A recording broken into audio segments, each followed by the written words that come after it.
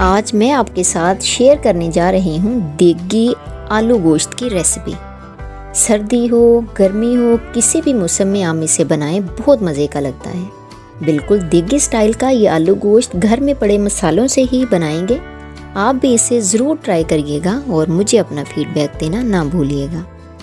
इसे बनाने के लिए मैंने कढ़ाई में 1 कप ऑयल का इस्तेमाल किया है।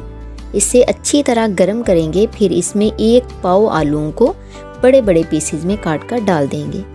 देगी आलू गोश्त में आलू का साइज़ थोड़ा बड़ा ही रखा जाता है। इसे हम मीडियम फ्लेम पर 3 से 4 मिनट तक फ्राई करेंगे। जैसे ही इनके ऊपर ब्राउन से कलर की लेयर आ जाएगी, हम इसे निकाल कर साइड पे रख लेंगे। वीडियो लेंथी होने की वजह से इसका नेक्स्ट शॉट कल अपलोड होगा। अभी कंप्लीट वीडियो देखने के लिए इसी चैनल के वीडियो सेक्शन में जाइए। अगर वीडियो नहीं मिल रही तो आप मुझे कमेंट बॉक्स में बताइए, मैं इसकी कंप्लीट वीडियो का लिंक आपको शेयर कर दूंगी।